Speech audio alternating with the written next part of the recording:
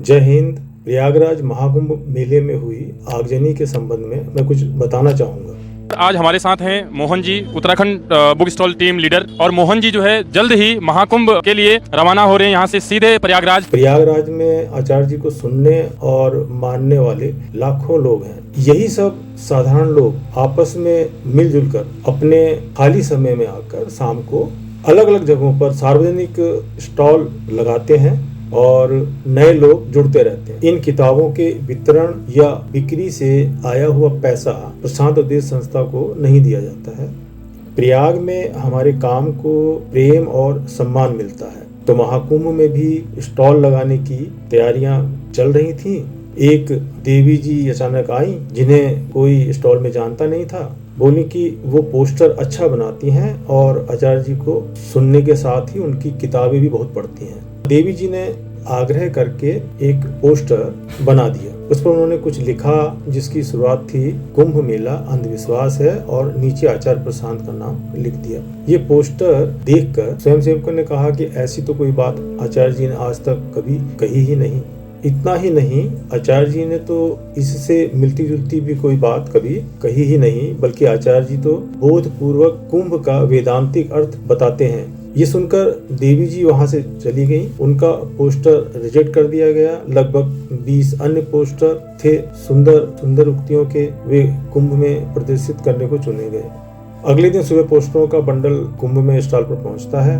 अन्य दिनों की अपेक्षा आज आसपास बहुत भीड़ है। हमारी सैकड़ों किताबें मात्र 1 घंटे में वितरित हो चुकी हैं। और सबसे अधिक पुस्तकें लेने वाले कौन हैं?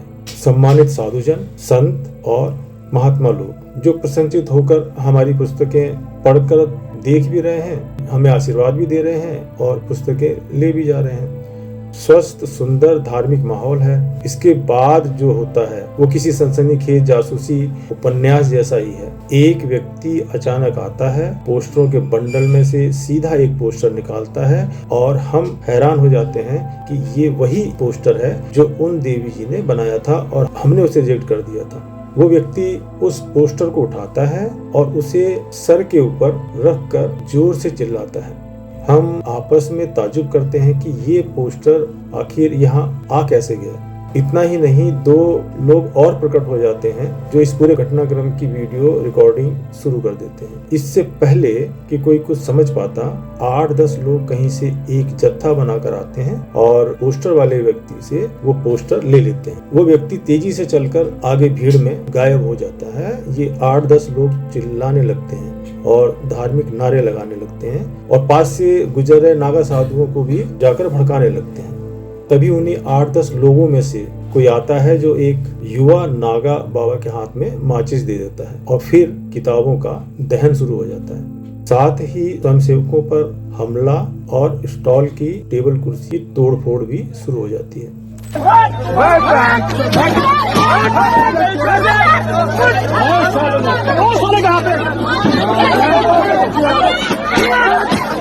लगभग 500 किताबें जला दी जाती हैं। लोग धार्मिक किताबों की आग में हाथ सेकते हैं। स्टॉल पर स्वयंसेवकों में लड़कियां भी थीं, महिलाएं भी थीं। दुर्व्यवहार हुआ, घूंसे और थप्पड़ तो क्या जमीन पर गिराकर लातें मारी गई।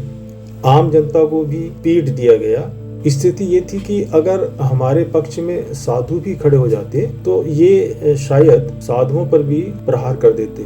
डंडों से और टेबल की टूटे हिस्सों से टांगों पर हथियार की तरह इस्तेमाल हुआ और वहीं 8-10 लोग और जनता को हमला करने के लिए और भड़काते रहे।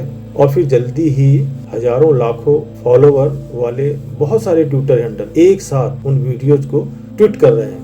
ये सारे ट्विटर हैंडल एक ही तरह के हैं। ठीक वैसे जैसे स्टॉल पर सुनियोजित हमला हुआ, वैसे ही अब ट्विटर पर बढ़िया योजना के साथ हमला है। लगता है हमें हमारे 5 सवालों के जवाब मिल गए। झूठा पोस्टर क्यों बनाया गया? स्टॉल पर कैसे आया? जनता को किसने भड़काया? वीडियो ट्विटर तक किसने पहुंचाया? और कौन लोग किस लिए फैला रहे हैं? तो ये सब लोग एक ही, पर ये चाहते क्या हैं? ये सब उत्तर सामने आ रहे हैं। एक बात पक्की है, जिस सफाई के साथ इन्होंने अपने काम को अंजाम दिया, ये लोग ऐसी गतिविधियों में माहिर हैं। भारत में धार्मिक किताबों को बहुत बार जलाया गया है, पर पहले जलाने वाले विदेशी होते थे, बाहर से आए मुसलमान हमलावर होते थे। बख्तियार खिलजी ने नालंदा जलाई थी, पर आज जलाने वाले पूरी तैयारी के साथ सनातनी नारे लगाते हुए सनातन धर्म की पवित्र पुस्तकों को जला रहे हैं। मेरे जैसे फौजी देश के बाहर के दुश्मनों से तो लड़ लें, पर देश के भीतर के खतरे से कैसे निपटा जाए, ये हमें सीखना बाकी है।